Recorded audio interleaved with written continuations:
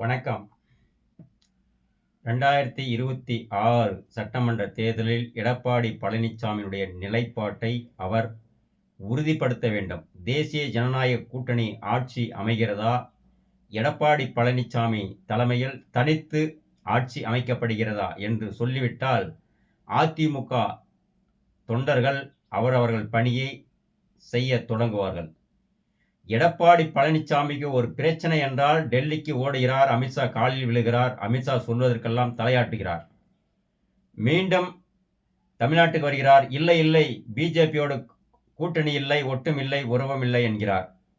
மீண்டும் டெல்லிக்கு ஓடுகிறார், அமித்ஷாவை சந்திக்கிறார், பல வழக்குகளின் செய்திகளை செவி கொடுத்து கேட்கிறார். மீண்டும் தமிழ்நாட்டுக்கு வருகிறார், சத்தமில்லாமல் தேசிய ஜனநாயக கூட்டணியில் தான் நாம் இருக்கிறோம் என்று சொல்கிறார். ஆனால் தேசிய ஜனநாயக கூட்டணி ஆட்சி என்று அமித்ஷா வெளிப்படையாக சொல்லிய பிறகும் எடப்பாடி பழனிசாமி மௌனம் காப்பது ஏன்? எடப்பாடி பழனிசாமியுடைய முகத்தை தமிழ்நாட்டில் காட்டினால் ஓட்டு விழாது என்பதற்காகவே அமித்ஷா அவர்கள் அதிமுக தலைமையில் கூட்டணி அமைத்து தேர்தலுக்கு பிறகு முதலமைச்சர் யார் என்பதை தெரிந்து கொள்ளலாம் என்று சொல்கிறார்.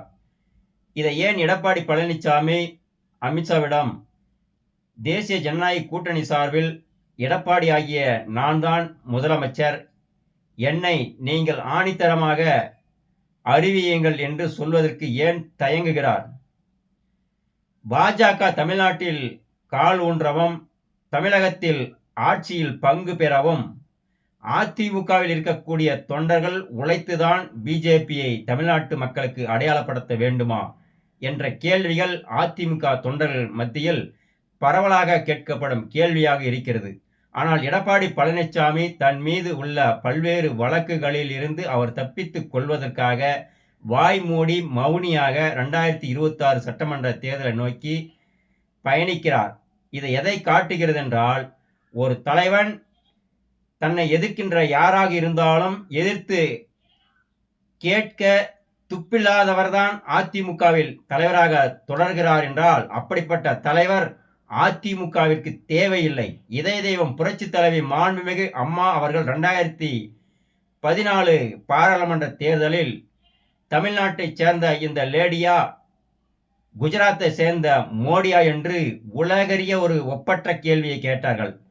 எடப்பாடி பழனிசாமி தமிழ்நாட்டினுடைய அதிமுக பொதுச் செயலாளராக, போலி பொதுச் செயலாளராக இருக்கிறார். டெல்லியில் இருக்கக்கூடிய பாஜகவினுடைய ஆட்சியாளருக்கு பயந்து கொண்டு தமிழகத்தில் நீ எதற்கு அவர்களை பாய் போட்டு அமர்வதற்கும் படுக்க வைப்பதற்கும் நீ அனுமதிக்கிறாய்? அதிமுகவில் இருக்கக்கூடிய தொண்டர்களுக்குத்தான் எதிர்காலத்தில் வாய்ப்புகளை வழங்க வேண்டுமே தவிர, அதிமுக தொண்டர்களின் உழைப்பை பயன்படுத்தி பாஜகக்காரர்களுக்கு வாய்ப்பை வழங்கினால் உன்னிடம் இருக்கக்கூடிய அந்த பொதுச் செயலாளர் பதவி உனக்கு எதற்கு? பொதுச் செயலாளர் என்ற ஒரு பதவியை, போலியான பதவியை வைத்துக்கொண்டு உன்னுடைய ஆட்டத்திற்கு அளவே இல்லை. அதிமுகவில் இருக்கக்கூடிய தொண்டர்கள் ஒவ்வொரு ஒன்றிய வாரியாக, மாவட்ட வாரியாக, கிராமங்கள் வாரியாக உழைத்து கொண்டிருக்கிறார்கள்.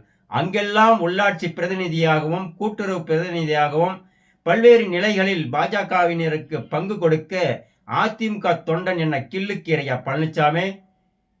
உன்னுடைய நிலைப்பாட்டை விரைவில் நீ அறிவிக்க வேண்டும்.